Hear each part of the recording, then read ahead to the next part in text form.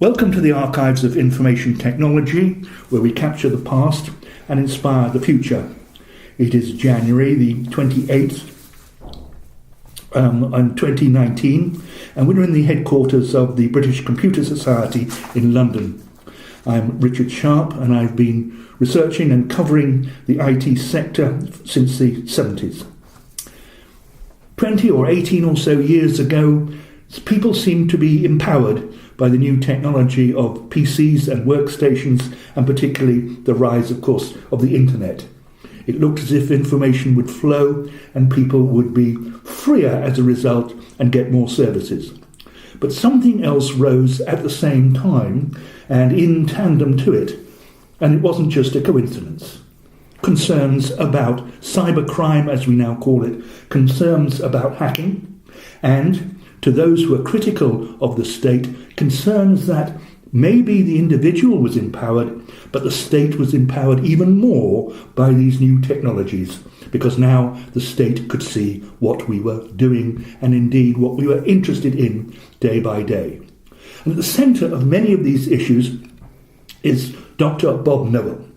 And he has been in the Ministry of Defence, in the famous GCHQ, and as a director in BT. So he really is at the centre of many of these issues. Now, Dr. Bob, you were born around Leeds, was it? Yes, morning. Yes, I was born in Leeds in 1955, in Headingley, overlooking the cricket ground. Very nice. Your father was a chartered mechanical engineer. He was, in power stations and subsequently the CGB. Right. And your mother had worked in Bletchley Park. She had, during the latter stages of the war, been a bomb operator at Bletchley. And I'm sure, as everybody knows, that wasn't a subject that was much talked about until the story started to break in the mid-70s with a book called The Ultra Secret, and then subsequent revelations continued ever since. The bomb was the first machine that Turing and others put together? Yeah, the bomb was one of several machines which you can see now, obviously, at the National Museum of Computing or the heritage part of Bletchley Park. And I think it's fair to say that the women, largely women who were there, who were in the Wrens, the Women to Run Naval Service, if you think of ages, my mother was born in 1924 and she went there in about 1944, so she was 20-ish.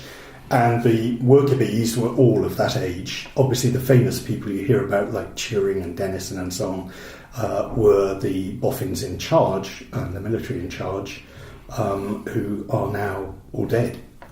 But the women who were there at the time were much younger, and they just did things, so they're not famous names. My mother's still alive. She's 94. But they weren't famous names, but they were the workforce that have since sort of talked about as far as they could what they got up to and or sort of verified the stories. And it was hard work, and there were long hours, shift work, and you had to really concentrate on what you were doing. I'm sure that's right, and my mother does talk about it from time to time, although they're still now reticent because obviously they were sworn never to talk about it, even though they're allowed to talk about it now. But the stories she tells aren't so much of the war, breaking ciphers and all of that. They're much more about the fun or the sad times you'd have in a group of 20-odd thousand people doing common cause and living in barracks and away from home for the first time, and just generally almost a boarding school atmosphere, if you like. And it's that sort of thing that makes her light up as much as pride in the mission. Do you know how she was selected? Yes, to a degree. I think, like many of them, it was cloaked in mystery. So women would either be asked to join up, or just joined up because they volunteered, one way or the other, the right age for the Wrens in her case. And if they seemed to be impressive enough, or just, I don't know what criteria particularly, but let's say impressive enough, at selection, they would then get a tap on the shoulder and be sort of directed to a specific part of the service, which had cover stories of all sorts of things down in Portsmouth or wherever it happened to be, But eventually, through a mysterious process, they got diverted to Bletchley, or one of the buildings around Bletchley. It wasn't just Bletchley at the time, to do something towards Ultra and the work that went on at Bletchley. So she was really a computer operator, almost? Well, yes. I mean, the word computer probably wasn't around in those days, but the machine operator... Yes, it was attached to a human being. That's right, that's right. And whether they really knew which little bit of the huge machine they were a little cog within, I doubt. But that's not to demean it, it's just that it was very segmented and difficult, I suppose, unless you were a Turing or a Churchill to look over the entire operation and understand what was going on. You went to Leeds Grammar, yes. Which means that you passed your 11 plus. It does. And how were you in primary school? I was at primary school in Sheffield at a what's called Ecclesall County Primary School, which these days would just be what you might think of as a normal state primary school. Were you good at school? Yes, certainly good enough. We moved to Leeds because of father's job, which doesn't sound much these days. You probably go by train, but even then it was a bit of a trip. And went to did the entrance exam for Leeds Grammar School and got in. And enjoyed it there? Yes, yeah, no end of fun.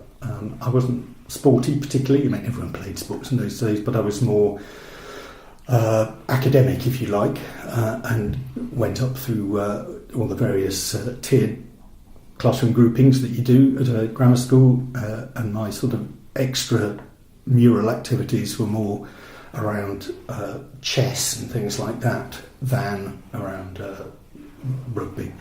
Grammar schools were then still streamed, were they not? Very much into so. Arts and sciences? Yes. And you were in sciences and mathematics, were you? Absolutely. Right. I think it was only reasonably recently, it depends how you define recent, of course, that the ability to do a choice of either O-level/GCSE or A-level that mixed up arts and science became acceptable. Certainly anyone of my era and a bit younger would have struggled to mix up arty and sciencey subjects.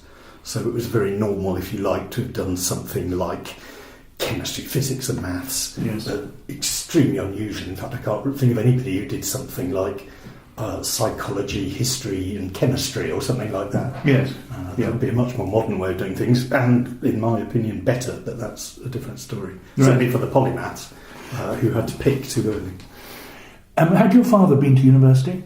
No, he had not, and I think both my father and my mother would have said the war got in the way because it was just at the wrong age for them. Right. But he went after his effort in the war, which was as a captain in the army, is where he finished, and time in Egypt and places like that. He went on to become an engineer by hard work on his own at Wakefield Technical College. I don't actually know if Wakefield Technical College exists anymore or whether it's a UTC or a university now, but that's what it was at the time. Right. And subsequently on to be professionally qualified. And you applied to Trinity? Yes, that's absolutely right. So, first person to go to university from your family? No, absolutely not. Certainly in the generation before me, my mother's sister had gone to Leeds University to do pharmacology, and my grandfather on my mother's side certainly had connections with Sheffield University in metallurgy and maths. I'm not quite sure what the connections were, to be honest. But no, so it wasn't the first. It probably was unusual then for that generation, just because the war got in the way. Yes. And grammar schools, looking back, well, in fact, I suppose it's a truism of that era, sort of Leeds Grammar School, Bradford Grammar School, Manchester Grammar School, etc., all seem to have particular affiliations with one or two Oxbridge colleges, as well as, obviously, other universities, but just talking about Oxbridge for now. And Leeds Grammar seemed to have some sort of affiliation with Trinity College, so the push was, because when you're in Leeds you don't actually know which college you want to go to, The push was definitely, why not look at Trinity? And you always look at more than one, but why not look at Trinity? And I did. And this is the late 70s, early 80s by now. I went to Trinity College in 1974. Right. And you were then reading what? Natural sciences. So that was a mixture of things that easily followed on from combinations that, like I spoke about before, like chemistry, physics, maths sort of combinations, ends up at a place, a first year in natural sciences, doing things like chemistry, physics and maths, with a few odds and ends dotted in, like crystallography or geology or optional extras. But essentially it's chemistry, physics and maths before you then decide for either your second year, part 1B or part 2, to do something much deeper and specialise a bit more. So it's an excellent system, obviously. I believe it to be so, and it's similar now. That gives you a year, if not 2 years, to decide where you want to focus. And the late 60s, early 70s revolution, so to speak, had blown out by now.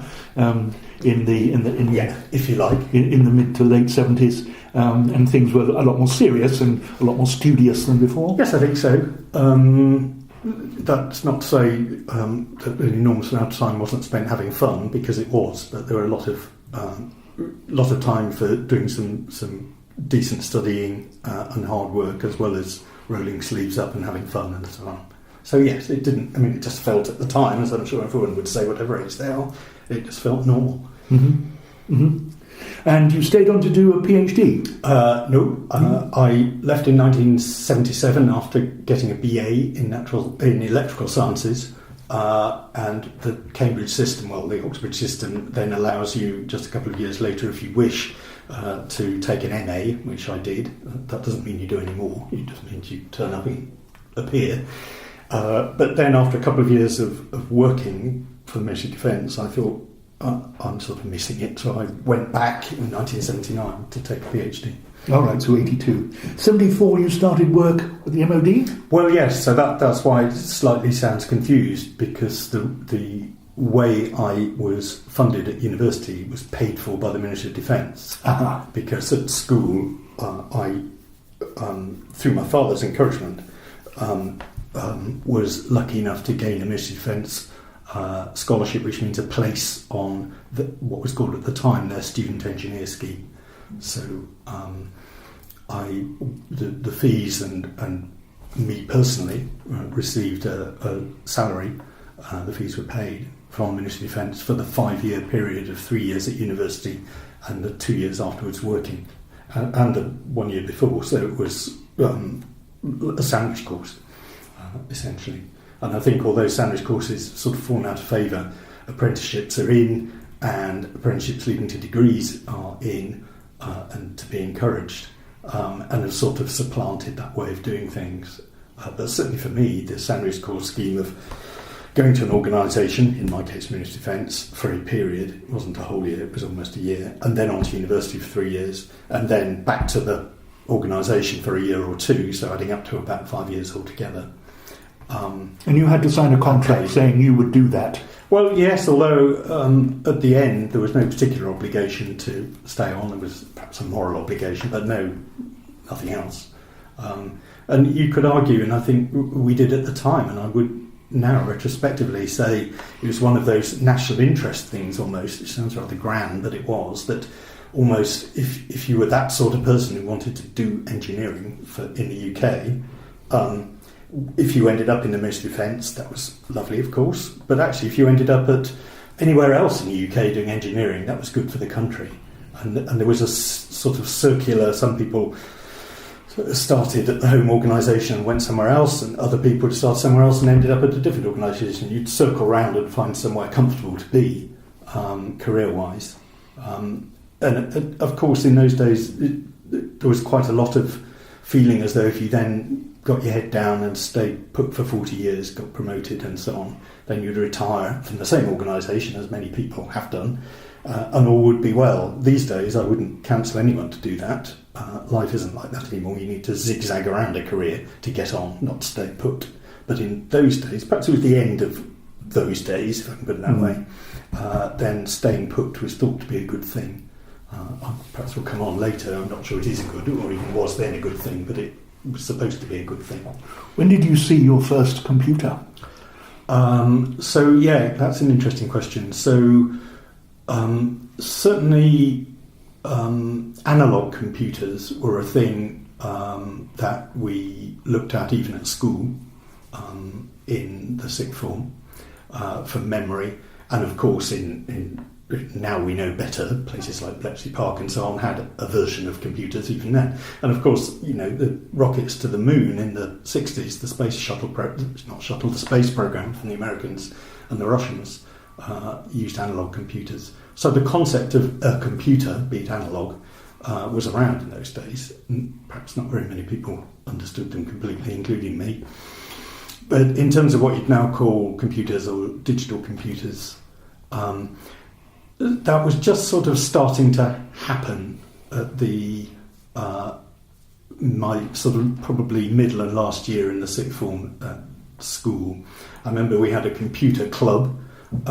Computing wasn't particularly taught, but it was an after-school activity, and we went down to Leeds University, who had an Elliott 903 from memory, running heaven knows what, some proprietary thing, and we all learnt very, very basic ALGOL as the programming language, and did things like printed out a list of cube roots, or just some bit of maths. It was like arithmetic, really, and which prompts me to remember, of course, calculators started to be around at the same time, basic ones.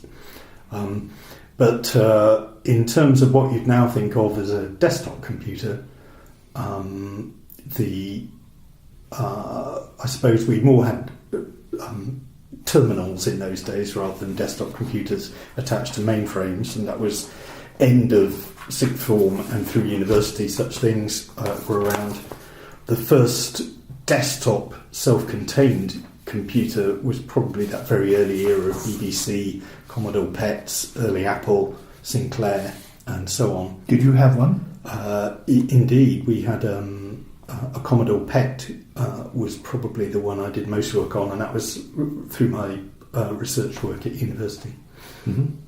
But things like programming in assembler for microprocessors, obviously high-level languages were taught, like Fortran, but lower-level languages were taught at university as well. Not everyone did it, not everyone found it very interesting. I didn't find it particularly interesting at the time, but you soon get into it once life takes off. Did you buy a BBC Micro? No, we never did. No.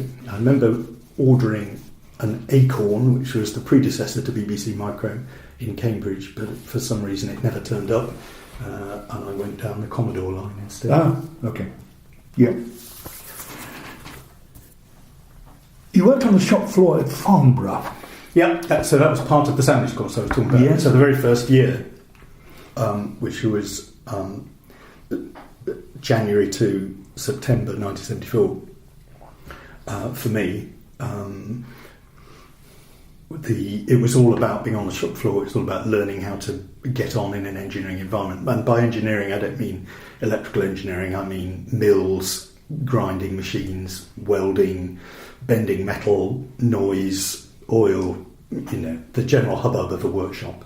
And for people who'd never done that before, it was probably quite gruelling. I hadn't done particularly much of it before, but obviously father's influence meant I'd done some of it before. And that was great, so we had good fun there. What type of things were you building there? So we all did various bits and bobs, meaning you could, a good example is everyone had to make a toolbox to a particular design, and right from bending the metal to getting it sprayed and making sure it worked, and then if you were brave enough having it sort of stress tested. It doesn't sound very hard, but it probably is when you're only 17 and never done it before. But everyone also had a project. The student engineers all had things to do, and I remember people had to make, for example, a polythene bag sealer with heated things, the sort of thing you see now in a supermarket. You put your fish in, they put it in a machine, and it comes out in a nicely sealed bag. So that was a sort of typical project. And I remember obviously there was only 3 of us out of the cadre of about 30 who were Oxbridge. We were all given what they said were they didn't use these words, they used a ruder version, but the excessively hard projects, and I was told to find a Vidicon tube and make a TV camera. I remember it was my project, which after a lot of effort I did, and it worked. The only problem was it had a focal length of about 6 inches, so you could only sort of do it up to your nose or up to something very small, because I got the measurements wrong on the lenses. But I was quite pleased with that. And you worked as well at Malvern. Yes, after that... this is an MOD centre dedicated to what, Malvern? Okay, well, all the places we've spoken about, like Farnborough was the Royal Aircraft Establishment, which was MOD. Malvern was at the time called the Royal Radar Establishment, RRE, and then rebadged as the Royal Signals and Radar Establishment, RSRE, part of MOD. In later life, after privatisation of many things, it turned into DERA, Defence Evaluation Research Agency. And eventually after that it was split into DSTL and Kinetic, but that's much more a few years later. But yes, so at the time that was a civil service establishment, part of the Ministry of Defence, the Royal Radio Establishment in Greater Malvern. And it was established again back to sort of wartime and around that period to investigate, as it says on the tin, radar. And you were pulling crystals then? Yes, nothing to do with radar. Again, we went round lots of places as students within the establishment, but the one that sort of caught my interest was in the more physics-oriented part of the establishment rather than the radar part of the establishment, where they did some pioneering work on lasers. And in those days, to create a laser, one of the things you would need would be a ruby, and a piece of ruby like a cylinder with highly polished ends, if you can think of it like that, about the size of a small pencil. And to create a ruby, or anything like that, a sapphire or something, but it was ruby, there was a technique called Sokowski, which starts with a CZ, which was essentially to make some exceptionally hot in a kiln mix of precursor chemicals, and then turn it round quite slowly with a little seed core in the middle, pull that out at a very slow rate, and out would come miraculously a single crystal of ruby, which you could then shape and polish and use as a basis for your laser. And those were, the thought was perhaps that they could be used in telecommunications transmission, for example. For example, so lasers at the time were obviously just sort of starting to be realised as a fantastic thing and a source of coherent light. And you shoot a beam of laser at the moon and it wouldn't spread. Well, it would a bit, as we all know now, but at the time you could imagine that, and there were all sorts of lovely things on James Bond, Goldfinger, of lasers chopping up bits of metal and bits of James Bond himself. So the public imagination for lasers was interesting, and they were always thought of as a... And the immortal lines, "No, Mr. Bond, I expect you to die." Exactly, precisely. And everyone thought of it as a red beam with steam or smoke coming off the end as it sizzled through things. The reality, of course, is a bit different. High-powered lasers tended to use infrared, so you couldn't see the beam, destructive-type lasers. What was the MOD going to use them for? Well, they probably haven't quite thought about it yet. So there's telecoms, there could have been weapons, there could have been sources of, well, as you say, communications, telecoms at very, very high wavelengths to carry a lot of information.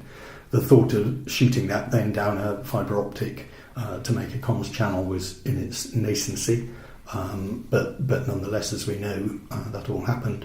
STC were working on that. STC, Standard Telephone Cables were, and others, BT obviously, as we now call it, GPO / British Telecom at Martlesham in Ipswich, ditto, and others, Cable and Wireless, no doubt. Right. And then you moved into the London HQ, did you? MOD? Well, London rather than the HQ. So, right. Yeah, I was in the procurement executive part of MOD, which is the one that ran all the outstations and bought things.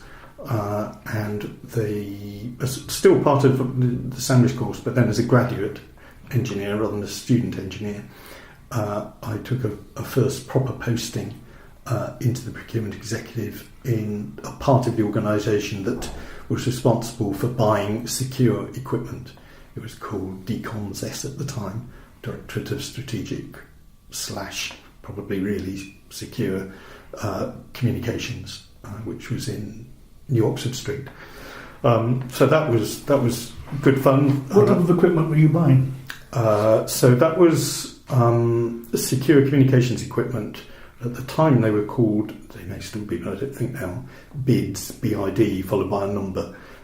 People remember fondly some of the very early ones, which were very Heath Robinson valves, and then later ones which got much more condensed.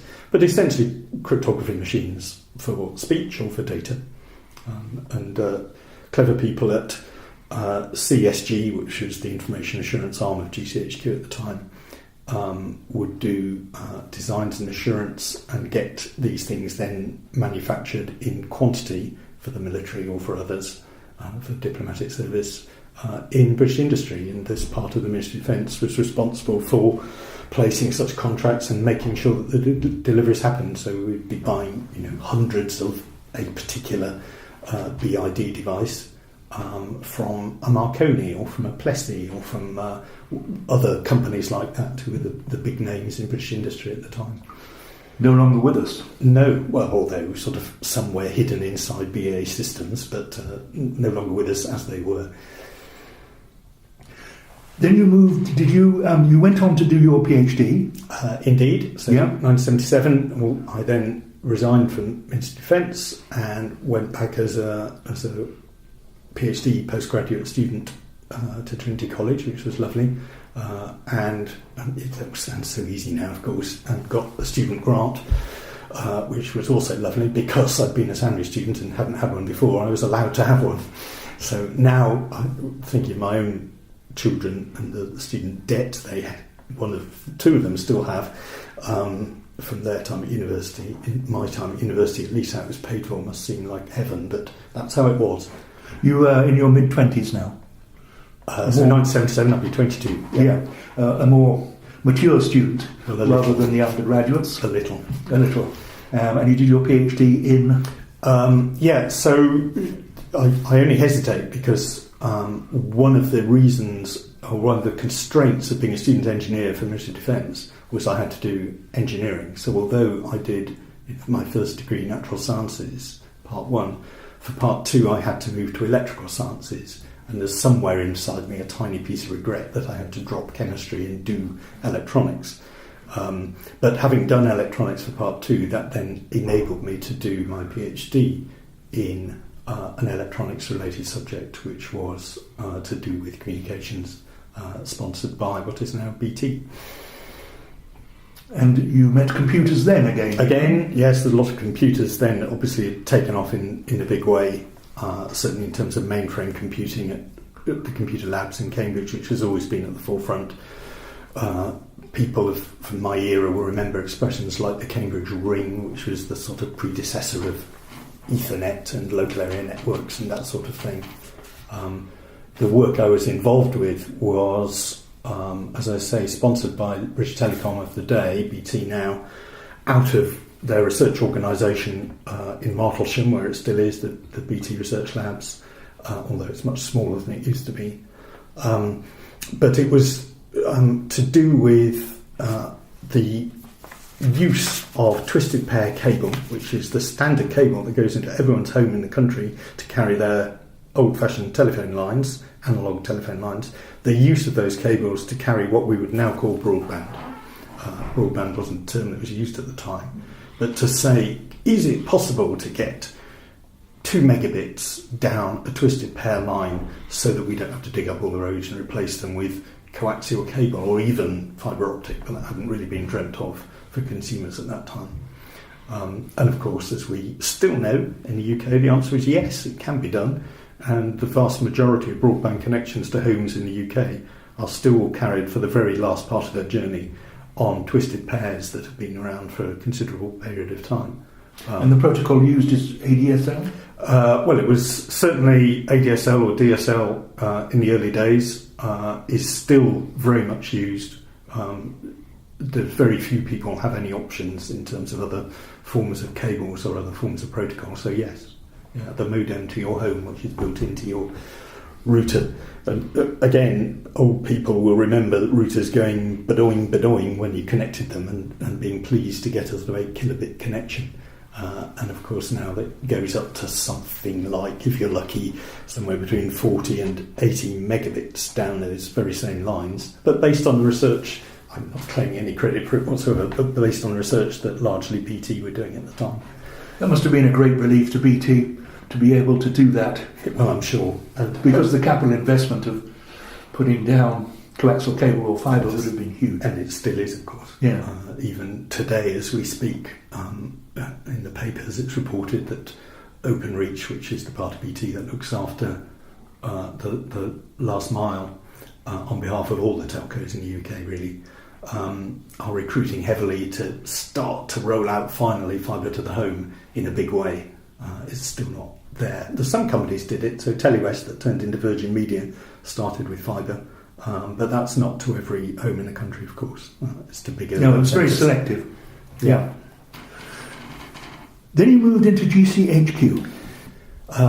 Yes. So having done a PhD, you then think, right, what am I going to do next? And the whole process of thinking about jobs and careers at that stage as a PhD postgraduate. There are various options, but the option I took after a reasonably quick thinking period was to go to GCHQ in Cheltenham, which wasn't well known. It hadn't at that time, well, it was well known by some, but it hadn't at that time formally been avowed by the Prime Minister, who did that, as I recall, in 1984. I went there in 1982. Did you go to them, or did they come to you? So I went to them, essentially. The reason I hesitated then was because it probably still exists, but certainly when I was around the careers organisations at university, it wasn't at all difficult to get a tap on the shoulder to say, why don't you apply for civil service exams? And if you were of a certain, displayed certain interest, then organisations like the Security Service and others, or Diplomatic Service, would ask you to either give an interview or sit their component of the exams or whatever. So I had been around that circuit, but it hadn't particularly landed for me. But in going around that circuit and talking to people, the GCHQ alternative popped up. So I thought, that looks interesting, and I went down there for an interview.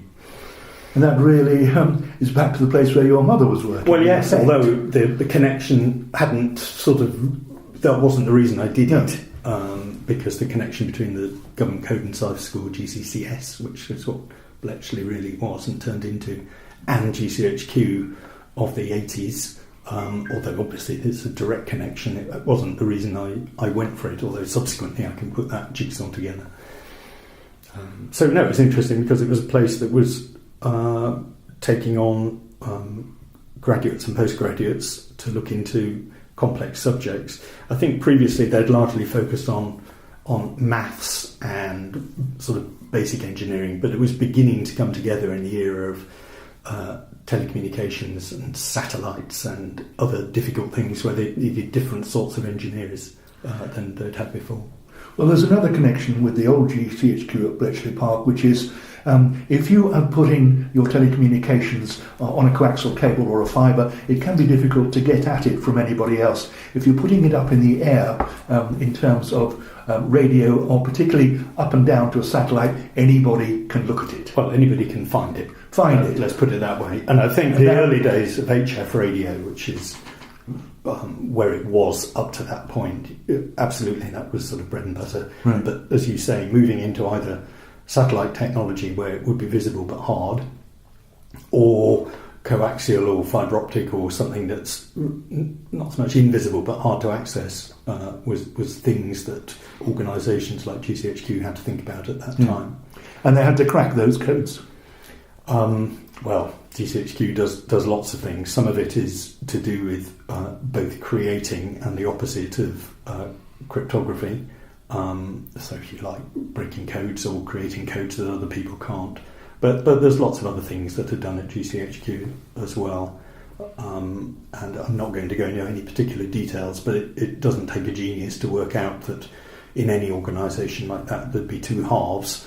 One of those halves would be defending the UK against perceived threat actors from doing things to the UK, and on the other hand, the opposite of that, the poachers, if you like, seeing what we can do to find out what other potentially disruptive threat actors overseas might be doing. And what was your first job at GCHQ? So I went into the engineering organisation as a project manager, and having explained that I'd done all sorts of things with cables with BT and all of that, I just sort of naturally assumed that I would find myself in a bit of the organisation that was interested in that sort of subject.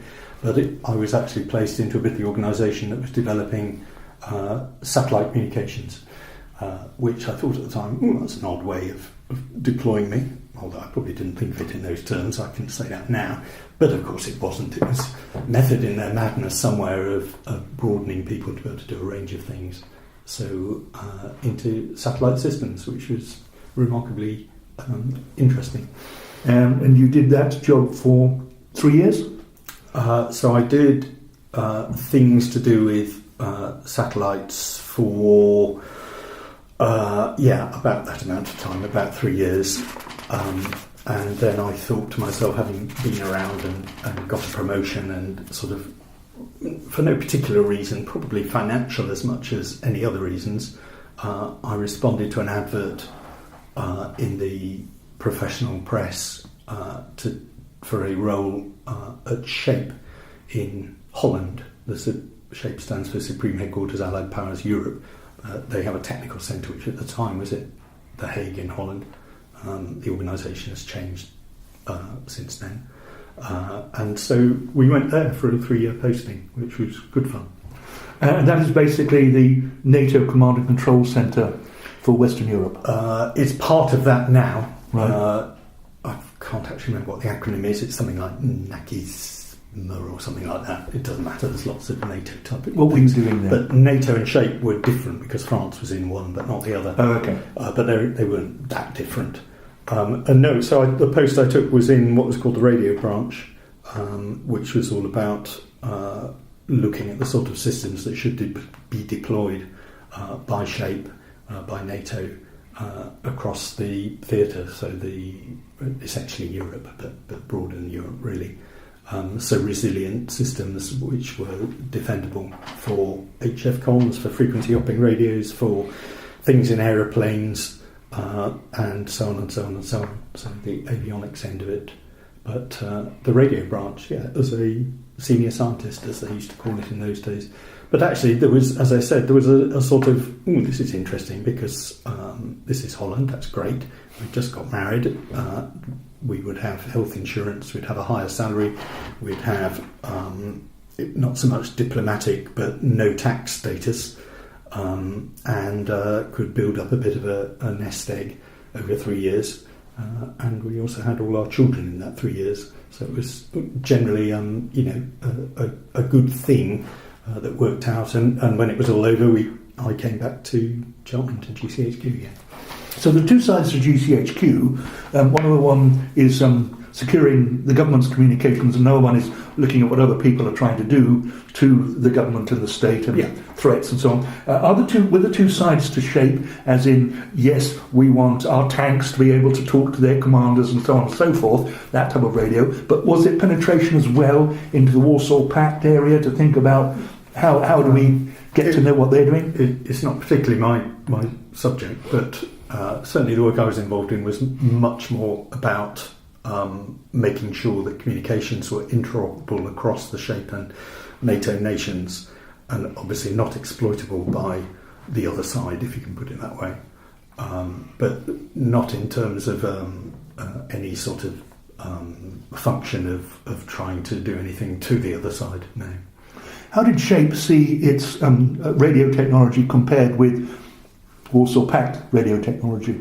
Well, I think there was a sort of change happening at that time, of the sort of mid-ish 80s, as we all know, in the run-up to the end of the Soviet Union. before that was happening, the end that is, then the technology being deployed by the Soviets was reasonably well understood, not in terms of exploitability, but in terms of what they were using. And it didn't change much. And so there was a sort of status quo. All right, it's a Cold War, but it was a status quo. The big change that followed, obviously, was as that all started to fall to pieces and different things happened in the world, organisations like Sharpe, NATO, Ministry of Defence, GCHQ, and the equivalents around all the other countries suddenly had to say, oops, the old enemy isn't quite the old enemy anymore. There are new players around, as has happened ever since, including much more recently non-state actors rather than state actors. And the change needed to have some sort of capability for defence and offence in that new scenario was a huge agenda item, and still is. By now you're getting quite a high level of security clearance. Well, right from the beginning, if you have anything to do with an organisation like GCHQ, you have that level of security clearance. It doesn't build you, whether it's a new student or whether it's the chap who serves the sandwiches or the person who empties the bin or the director. Everybody has that. So the GCHQ modus operandi, if you like, is system high. So there's no differentiation in that sense. It's all high or higher, but it's all high. When in Holland at Sharpe, did anybody come up to you with a strange accent saying, here's some money, tell us what's going on? No, not ever. No. Lots of strange accents because of all the different nations, but never been trapped into a honey trap or any of those things? Not that I'm aware of. Oh, I don't think you're aware of. But no. 88, you moved back to GCHQ. That's right. Yes? What was your role there? So, having done all those things and also done lots of things around the sort of radio and computing, I was given a role in the branch that was responsible for computer project management, meaning the procurement and installation of the sort of computer systems that a place like GCHQ needs. Again, no detail possible really, other than it's obvious that a place like GCHQ needs very, very powerful computers, supercomputers as they're called, and as they emerged on the scene, which was about that time, desktop computers, so the whole spectrum of computing, and of course embedded computers. Right. And other so you needed systems. Supercomputers, of which the UK was not then a producer. That's absolutely right. So you had to buy American or Japanese. Well, not Japanese, but American. Why not Japanese? Japanese were bought by people. I'm just thinking back. So Fujitsu and others were making things that perhaps the weather forecasters might use, or other people who needed supercomputers. It tended to be either atomic or places like GCHQ, places that did hard maths, or weather, obviously, if you sort of think about who needs that sort of massive power at the time. And because of the Five Nations Alliance that everyone's aware of these days. Sorry, what's the Five Nations? Five Nations would be the UK, the US, New Zealand, Canada, Australia, would share a lot of things. That was the sort of first amongst equals group. Then things like supercomputers and what they were used for could be shared amongst that set of countries, but not beyond. So you were buying Crays, presumably. Well, exactly. So if the UK had no significant capability to create its own, then America was the obvious choice. So certainly the interesting part of the job, or that element of the job, supercomputing end of it, was the transition between, do we want to make something that's unique for the Brits, albeit made in America, or do we want to buy something that's not quite off the shelf but is more in production than not? And the early days of Cray was certainly in that latter space, and still are. Seymour Cray was still around in those days, So Cray was a big name. You can now see one of the original Cray ones at Bletchley Park in the National Museum of Computing, by the way, which had for a while been at GCHQ, but is now obviously decommissioned a long time ago. Immensely powerful at the immensely time. powerful and strangely physically elegant. They are. One of the beautiful things about supercomputers was Cray designs. I mean, they were just boxes of wires and copper, obviously, and chips, but they were made to look beautiful for them, just because they could. But yeah, so the custom-built ones sort of faded away. I remember, I mean, with all these things, you can say, gosh, at the time they were so powerful, and now you can say, but probably not as powerful as the PC on my desk anymore. But that's, by the by, that's sort of the growth of the power of computing and the shrinkage of semiconductors, which probably is everyone thinks of as Moore's law, which is sort of every 18 months or so things either get twice as small or twice as cheap or twice as powerful. So, and probably all of those at once. And if you sort of put it all together, you're still keeping up with the Joneses. But just in a everything's better. About this period, I remember going to an exhibition run by the British Embassy here in London to promote new American companies, and went to one stand, and this man had a new type of computer called a Tandem, which was a fault-tolerant computer, which was the bee's knees at the time. And I said, what interest have you had? And he pulled out a card. He said, I've got a card from this man at Cheltenham. I'm going to go and see him. Yes. So we ran the story, GCHQ to buy Tandem, which I'm sure you did. It's Tandem non-stop. Did some good work for a long time at GCHQ. You no longer need those, I imagine, because the non-stop capabilities of major systems are so high now. The redundancy is built in. Yes. So yes, you're right. Yeah. They need a lot of compute power, that's obvious, but the specific brands, if you like, they move on, but there are still companies making fantastic machines, as we all know. And presumably, well, I'm going to test this now, presumably you weren't plonking PCs on people's desks, you were plonking what were then called workstations. Workstations was to start with, so people accessing mainframe computers, whether they're supercomputers or not. Who was your preferred supplier? That is a question that I haven't been asked for such a long time. I can't remember the answer anymore as to the original workstations. It might come back to me. Three Rivers, Sun? No, it's before Sun. It probably isn't a name that's well known anymore, but it will come back. But the reason I paused was that certainly in that time of the sort of late 80s-ish was the first time I came across what we'd now call a PC, so the desktop workstation, and we had certainly IBM, their original workstation. The first PC, we had a number sprinkled around. But they weren't joined up. You'd sort of share things by swapping rather large floppy disks. But it was essentially, the architecture was not dissimilar to what a desktop PC would be for the next 20 odd years.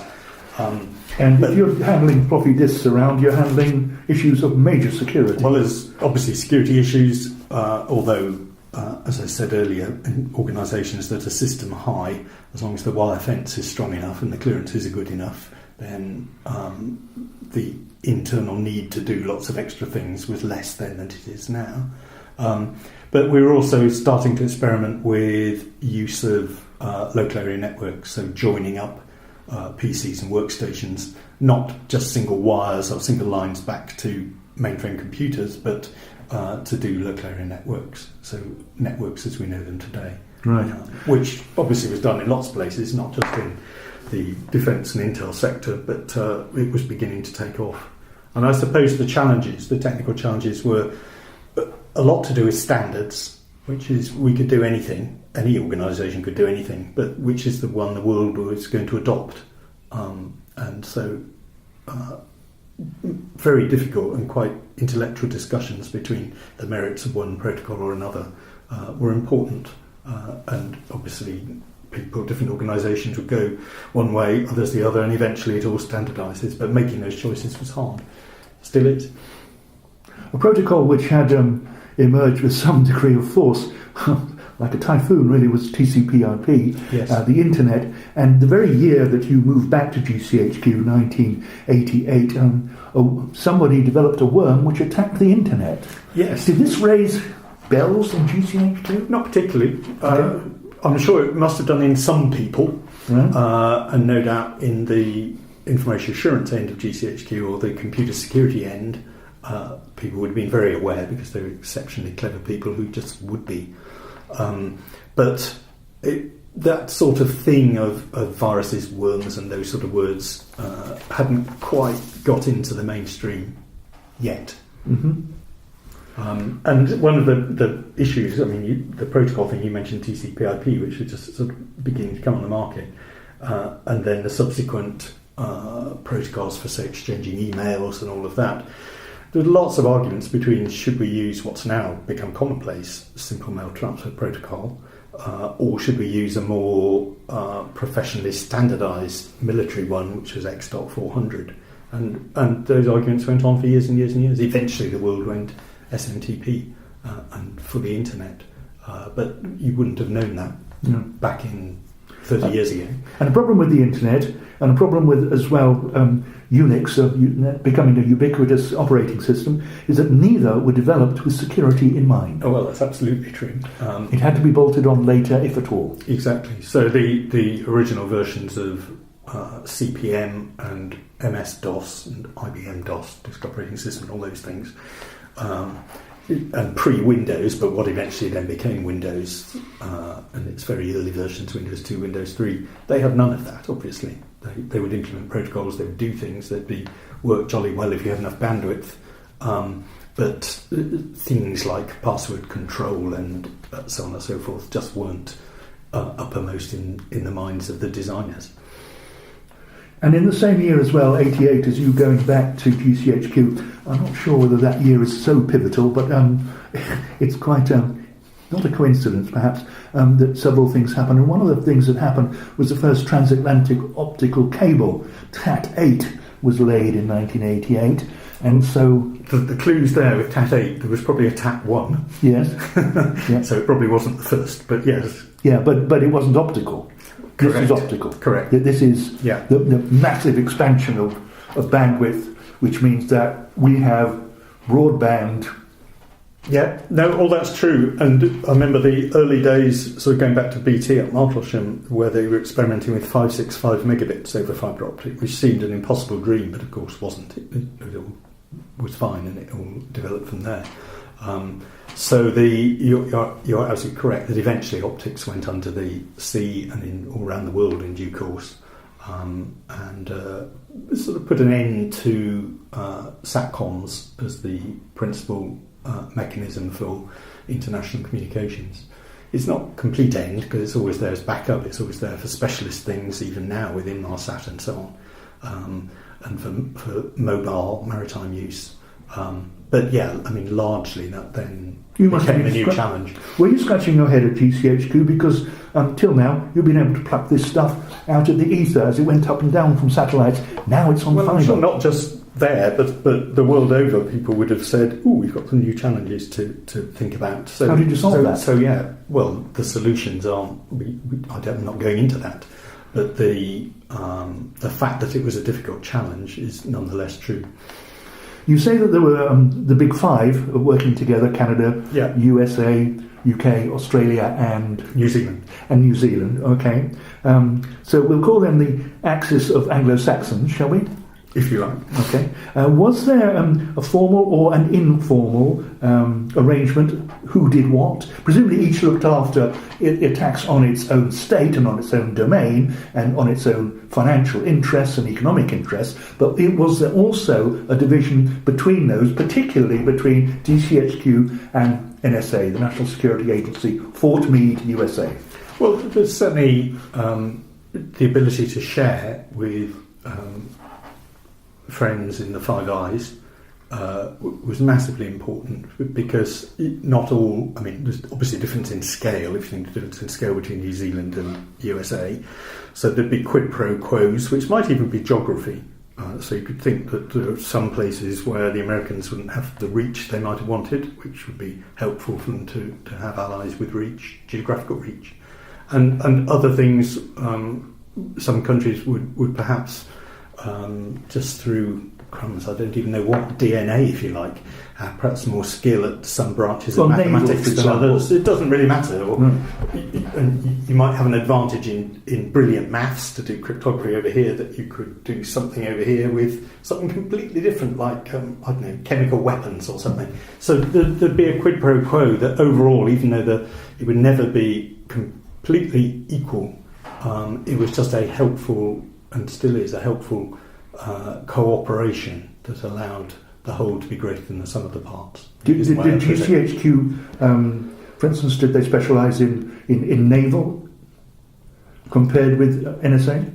I don't think we would think of it like that. It would just be an overall capability that was enhanced by having a Five Eyes community rather than not. Right. And in this period, this is 88 to 2005, you're at GCHQ. That's right. And the last 5 years at GCHQ, from 2000 to 2005, you are Director of Technology. Yes, that was no less than a great role. A great role. So that was reporting to the director. Structures change, it's slightly different these days, but at that time, that's how it was working. What were your technological issues that you were then facing? Well, it's everything and anything. So all the things we've been talking about were brought up to date at that time. But of course, from moving from being a practicing engineer or scientist or technologist to managing people doing that, the real challenges were more about workforce, rewarding people properly. It's always an issue in the civil service.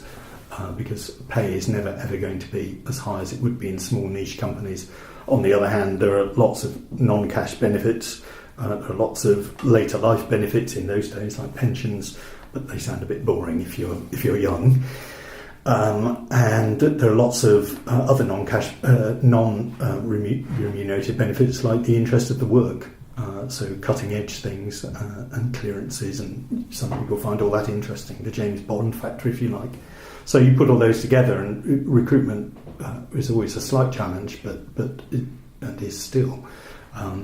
But getting that right, so getting the right sort of clever people in with a good enough pay and very, very good non-pay, if you see what I mean, was always tricky. I think you can look back wisely at some of these things. The workforce size is always difficult. What is the right size? Nobody really knows. And expressions like right sizing were developed only because nobody really knows what the right size is. But just that whole thing around a technical workforce of very specialised people in the civil service department is always a big challenge. Not just there, but in any large organisation. I'm sure whoever's running the technology departments would say the same thing. So you were at or near the top while Y2K was kicking around. Yes. Was there a great concern in GCHQ that the yes, there was. roof would fall in? Yes, there was, very much so. Was it justified? It was certainly justified to be prepared. On the night, I was on duty on the bridge, as it was called, with one or two colleagues from head of engineering and others who were there sort of just in case to give the top level cover, with hotlines going all over the place. One or two minor things cropped up, nothing of any substance, as is true across the world. But for people to look back and say, cynically, yeah, it was all hyped up by the IT community, is completely wrong. The enormous amount of work that went in preparation for it around the world paid dividends, is how I look at it. And I think you can be wise after the event and say, well, yeah, but what had ever happened, what could have happened would never have been catastrophic. We don't know that, and I think better to be prepared than not. So an awful lot of great work was done specifically for the potential for an event, but in any case, it was a fabulous reason to upgrade and modernise what you now call apps, but applications and operating systems and software generally, to be much more current than they would have been otherwise.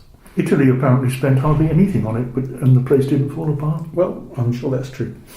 Yeah. But you thought that it was warranted? Well, I mean, I'm absolutely convinced it was warranted at the time, and had great benefits since. Some of its second-order benefits, as I say, through modernisation, but that's still a good thing.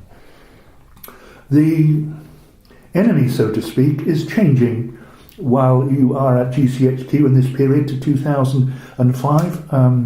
The Soviet Union is no longer the great threat it was, and we have now the introduction of asymmetric warfare. We do. And asymmetric processes. And why didn't you catch the guys at 9/11 beforehand? Interesting, 9/11 was about the first significant incident after I took over as the Director of Technology.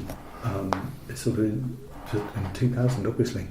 And I recall we were hosting an international IT conference at the time, and obviously the airspace between the UK and the US and other places was closed down for a period, so various people stranded in the UK.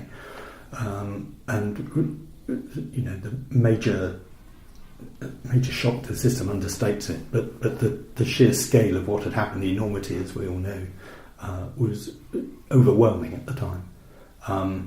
I can't possibly comment on who knew what in advance and subsequently in any of those things. Well, people who are learning only to take off planes and not to land them should be a warning somehow, shouldn't there? I'm sure you're right. But that wasn't my world. My world was then dealing with the aftermath of the crisis through technical eyes, obviously. And as you rightly say, with the end of the Soviet Union and the rise of other actors, non-state or difficult state, but certainly non-Russian or non-Soviet, that was a great deal of activity. So the 5 years that I was there before moving on top of the technology. What did you change as a result of 9/11? Well, we built a new building, and that's not meant to sound like a silly answer, but responding to the change in the world order needed a different sort of workforce dynamic, and the buildings that we had operated in hitherto were fine for the largely unmoving and static sort of opposition we were up against, as I spoke about before. But they were essentially old-fashioned brick-built small buildings dotted around a campus, as you can see in many ex-World War II sites, a bit like parts of Bletchley Park now, the heritage part of Bletchley Park now. And realising that in order to be more effective with limitations on workforce size and budget and a changing operational scenario, the best way to be more effective was to have everyone under one roof. A donut roof. Exactly. In one place and without the sort of constraints of doors everywhere. That was recognised to be a great thing. There was some huge challenges in creating a new building. It's just bricks and mortar, but it's really rather substantial. The design is eye-catching, but sort of neither here nor there really. It's the fact that it's one big open pan organisation. The challenges of moving technology from where it was to where it needed to be were huge. The modernisation challenge obviously was a technical one, but there's as I've hinted, a workforce one as well, a different mindset for a different mission. And all of that was sort of happening around that early part of 2000, and it was extremely interesting to be involved in, no doubt about that. In 2001, the National Security Agency publicly issued, this isn't from WikiLeaks, actually publicly issued a document called Issues for Congress, which was very interesting indeed to read. And one of them was that already in 2001 there was a growing concern and criticism of organisations like the NSA and like GCHQ by people who were concerned that here was the state snooping on what individuals were doing in their lives quite appropriately, and that many of the things that the GCHQ and NSA were doing were probably illegal, certainly unethical, and probably unnecessary. How do you respond to that criticism? Well, it sort of brings us into much more recent times, as well as obviously the early 2000s.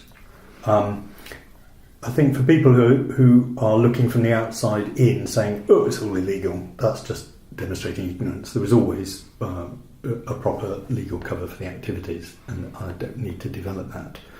But we through these sort of things you were talking about, got to a point where the old Interception of Communications Act got replaced by the Regulation of Investigatory Powers Act, RIPA, and that much more recently turned into the most recent act, which was the IP, the Investigatory Powers Bill, turned into the IP Act, all about, you know, where the position of the so-called surveillance state should be, the snooper's charter, to use the jargon, which isn't a very attractive term, but it caught the public imagination. And coming, sort of leapfrogging over lots of bits of history here to only 3 or so years ago, I got involved in a very small way with David Anderson QC, who at the time was the judge responsible as the independent reviewer of terrorism legislation, and he'd been asked by the Prime Minister to have a look at some of the things going on with what was then the IP bill and the balance of where the surveillance state ought to be. And I was brought in as technical advisor. You were individually criticised for that because it was called that you were marking your own homework, weren't indeed. you? No, there was, I think, 1 or 2 newspapers said, how can you do this? How can you have someone in who sort of is from the other side, as it were? And it's one of the few areas where, you know, I could Google lots of people who I've interviewed. There's virtually nothing about Bob Nowill in when I Google, but there is. Yeah, that's interesting, isn't it? Yeah, yes. You'll find me doing things for charities and so on. Yes, but this one. But that one, it was sort of. I suppose it's fair comment from the outside looking in, but the justification, and obviously it went to the top to decide how these things ought to be done, was that in order to be trusted, to have access to all those pieces of evidence within not just GCHQ but the other security intelligence services, which is very, very sensitive, you needed somebody who knew the words, knew the vocabulary, trusted obviously clearance and all that sort of stuff, to sit alongside the judge and the other legal people on the team. We also had somebody who was very, very high-ranking police with us. Another marking their own homework. Well, you can put it that way. But so that was the justification. In order to understand really what the hell was going on in a reasonable period of time, you had to have somebody who could do that. But I hadn't actually at the time worked there for really quite a long time, so you could say I was well away from it. But that, by the by, the criticism still is there. But the other part of that story is then the spectrum of who was spoken to about the balance, and where we found the answer, or at least where David Anderson plotted the answer on his map. We spoke to an awful lot of NGOs, non-governmental organisations, and the FOI world, Freedom of Information world, people like Liberty, but not just Liberty, lots of them, I don't need to list them all, who are very, very well informed and intelligent on these subjects. So that's, if you like, one end of the clock, or one end of the dial. And then round to the other side, you could argue the organisations that would find life much easier if they could just have access to everything and sort of keep a big database. The sort of Stasi approach to life, if you like. There's not really any of those, but let's wind the clock right round to that way. So where should we set that needle for the surveillance state in the United Kingdom? And I think most people would say, well, it's not one end or the other, it's somewhere in the middle. Is it about right at the moment? Well, politically, some would say it's a little bit to the right, or it's a little bit to the left. And the position of that needle, whenever there's an incident, a bomb or a murder or something happens on the streets, or something much more significant, a huge outrage somewhere in the world, the needle swings. Public opinion says, no, you should have caught these people. You should have known exactly what they were all doing and had all their telephones monitored, or whatever it is. But that soon fades as memory of the ghastly incident fades back to a more reasonable place. So I would say this, wouldn't I, you could say, but I would say that in the UK we probably do have that position of the needle about right. There's a little bit of wiggle room on it to move it one way or the other according to public opinion. But it ain't hard over to the worst excesses of surveillance state, and it isn't hard over either to the complete freedom of information, no surveillance whatsoever world. But you do have bulk powers. There are still bulk powers, and one of the things Anderson and his team looked into was whether those bulk powers were pitched in the right place. These are powers to just hoover up stuff. There are a number of bulk powers. You can call it hoovering up, but yeah, that's one way of thinking about it. Dysoninging up, if you like. Right. But and some of those things were tested in the court, in the European Court of Human Rights, and there's been one or two judgments made as to whether the UK's position is okay or not. And some MPs and some of the NGOs taking specific points to the courts to challenge them. And so, having come out the other end of those, some changes were and are still being made. And as I say, I think it's probably about right. It's been hugely well tested. Other people will argue differently, but that's fine in a democracy. We can have the argument, but we're certainly not a surveillance state in the way that an Orwellian view of life would look at it. You left GCHQ in 2005, and it has realigned itself to this world of fragmented, strange world in which we have terrorism on the streets of London, etc., etc. Indeed. And GCHQ seemed to be able to transition itself to be able to look at those issues. And of course, in this world of this murky world of cyber, you are probably unable to say how many plots were unravelled as a result of GCHQ because it would expose your methods. Well, it had left, so I can't talk about it anyway, so I don't know. Right. But I think there's one thing we just need to be clear on, is the missions of the different organisations. So terror on the streets of London is police and security services world rather than GCHQ's world. I know if you look at television programmes, they'll say, you sort of have pictures of satellite dishes pointing at things in London, going, we're all over it. It is that's so far from the truth. GCHQ's mission obviously is focused on overseas activities rather than homeland activities. There has in continental Europe been a criticism of GCHQ and the NSA, both of which they claim are Anglo-Saxon organisations looking out for Anglo-Saxon economic interests. Well, again, they would say that, wouldn't they? Okay. But not my world anymore. Not your world anymore. And your world became British Telecom in 2005. So I moved to BT, which is great. Yeah. And BT Security, which is an organisation within BT, obviously. Right. And so at the beginning, when you said Director BT, I wasn't a Director BT. I was the Cyber Director for BT Security. Director for BT would be a completely different thing. What were you facing? What was BT facing then in 2005? So the sort of challenges BT was having, obviously, was protecting its own networks, as well as the networks and communications of its customers, and so through that manifests itself in a number of ways. Some of it's the sort of things you can think about, hacking and risks to consumer broadband and stuff like that, and ditto to commercial. But other things would be much more supply chain risks. So if we can just sort of take a completely different look at some of this, and it's all over the papers at the moment. Huawei, the Chinese company. One of the roles I had was doing a piece of the work that was assessing whether or not it would be a good idea for BT to have a relationship with Huawei. As we know now, that moved on quite considerably, and at the consumer end of BT, Huawei is in the system, quite rightly, because the risks are assessed as low. There might be an individual risk to individual bits and bobs, but the sort of the risk that matters, which would be the denial of service risk to the entire network, was managed. And so trying to place where that red line is, where a Huawei, but not just Huawei, but let's sort of pick on them for now, but it could be someone else, can be in a domestic network, and where they really shouldn't be. That red line was what the work was all about. Other countries take different views.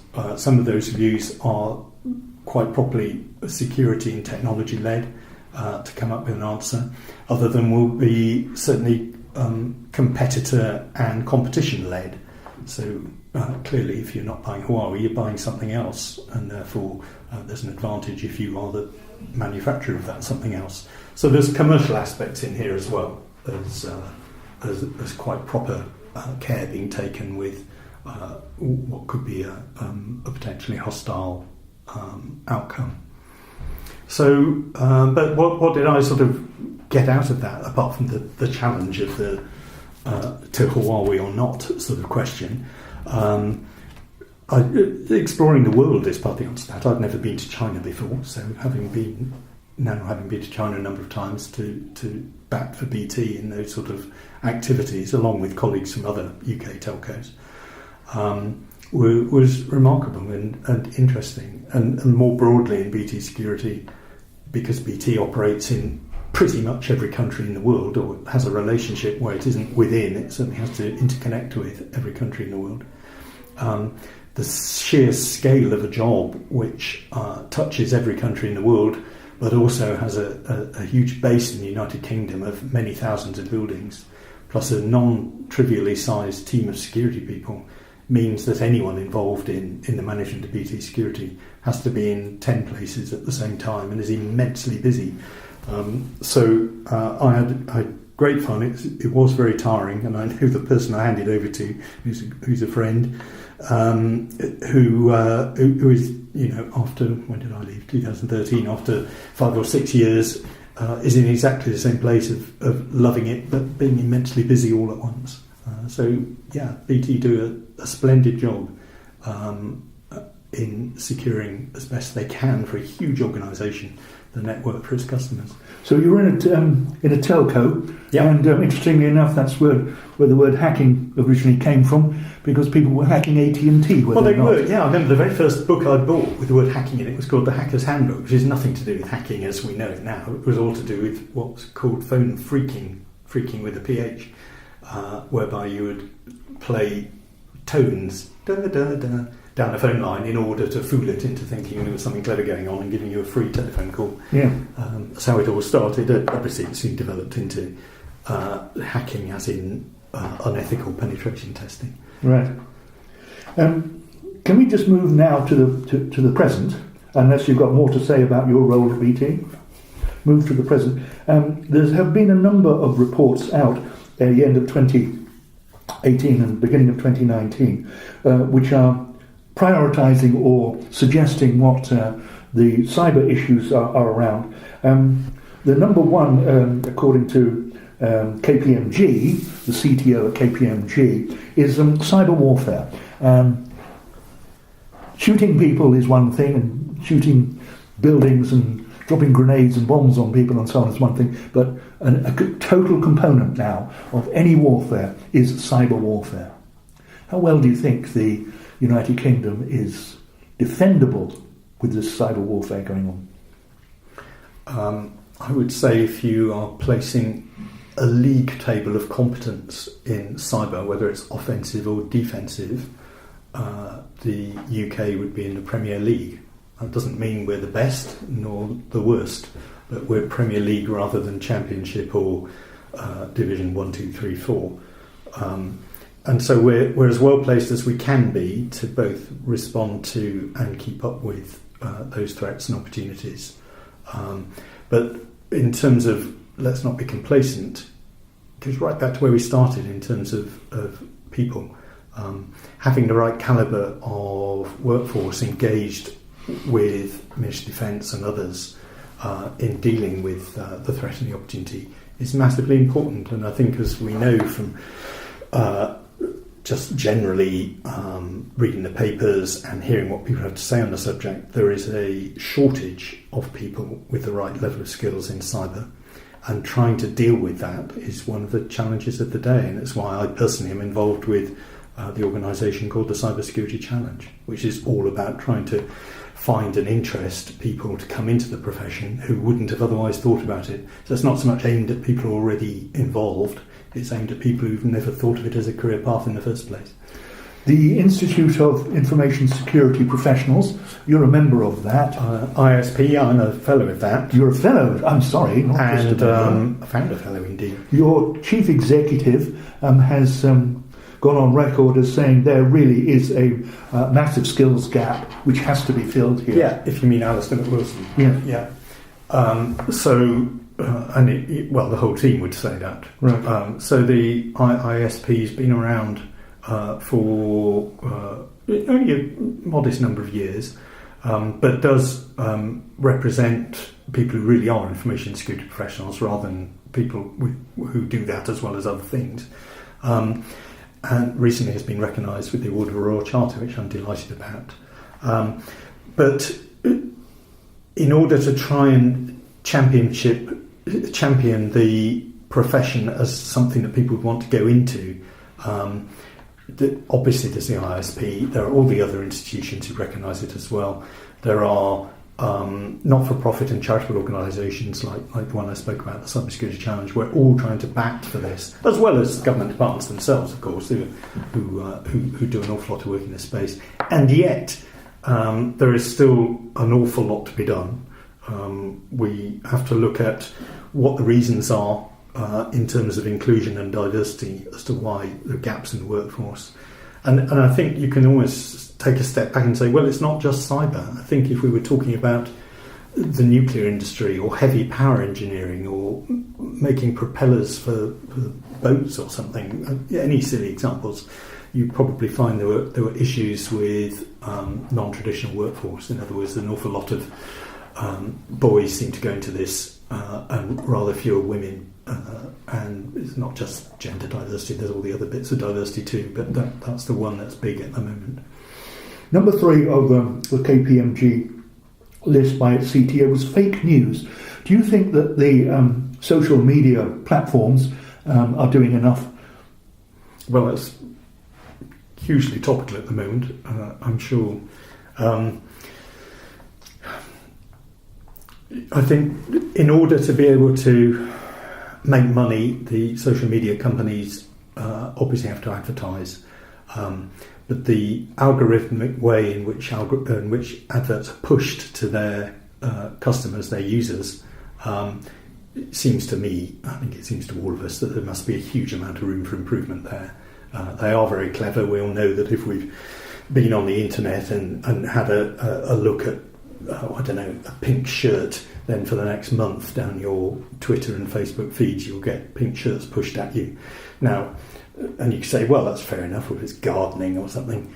It isn't fair enough if you've been, for some reason, looking at mental health sites and suddenly get a whole load of nonsense pushed at you that is not at all relevant, indeed is very, very unhelpful, but nonetheless is in your feed. And if you're feeling vulnerable, it's going to impact you, as we know, and it's called death.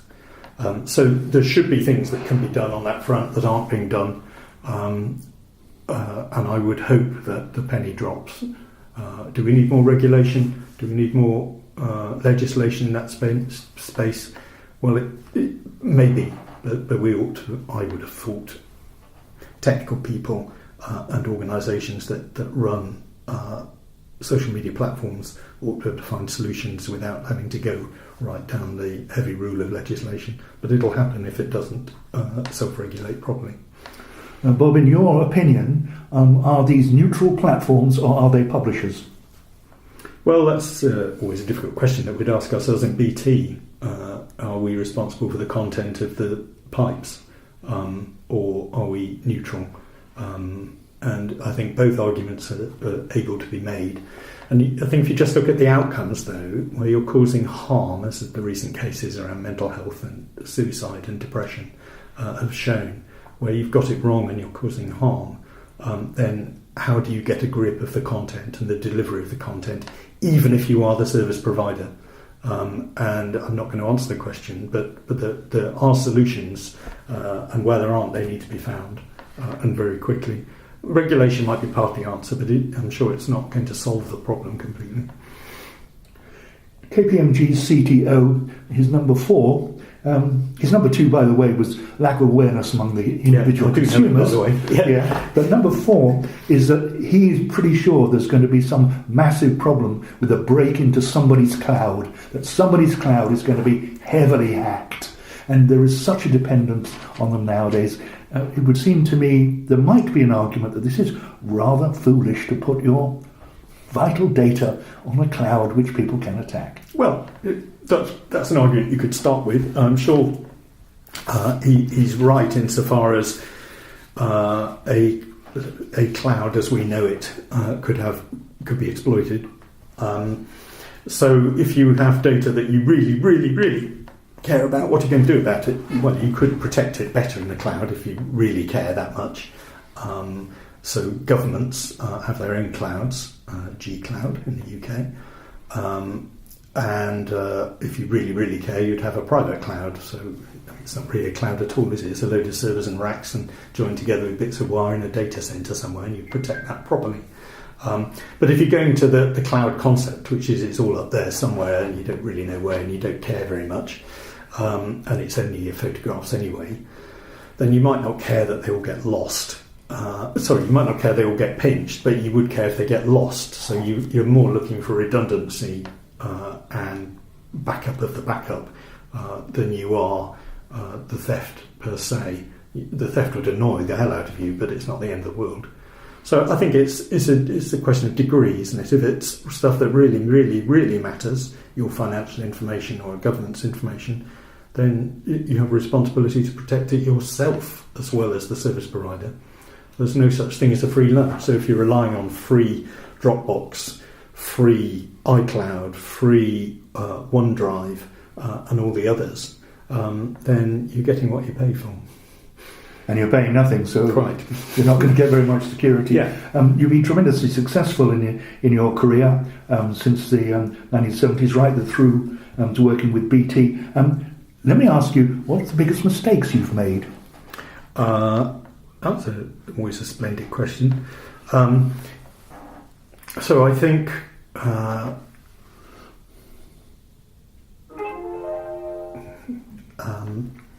there's always something around people.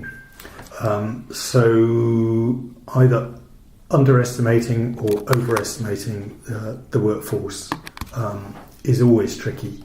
I would never claim to have got that right. I think I'm pleased with the fact that certainly in over the years, putting in place schemes to train and educate and do good things for technical people has been great. On the other hand, I could equally argue, has it been enough? Were they robust and resilient enough such that, say, they would sustain through the ups and downs of finance cycles and all that sort of thing? So yeah, there's something in that space which is, I'm sure we all ask ourselves, did we ever do enough to make sure that the people got the best possible deal? We like to think yes, but it's always a question. I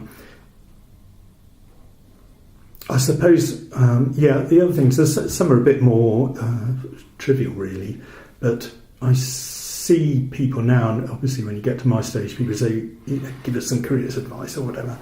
And we touched a bit on this earlier, which is careers have moved from 40-year vertical to zigzagging every few years from here to there to build careers. I'm sure that there must be a better way of giving people helpful advice and steerage. Obviously there's a personal responsibility of everyone to do what they think themselves is right. But the fact that we have a skills gap in technology generally, STEM generally, as well as right down into cyber, means that we haven't entirely got that right, and I'm a little piece of that jigsaw too. So it's all somewhere over that bit. I think the penny dropping earlier on inclusion and diversity would have been a good thing, and I think we all have a responsibility on that. All the people like me who've come through, as it were, as the role models that people don't need anymore. There's something in that space where we could have worked differently in the early days. Yeah, so there's a few bits and bobs there, mainly around people. Okay. Well, thank you very much for a fascinating contribution to the archives, Dr. Bob Nowill. Thank you very much indeed.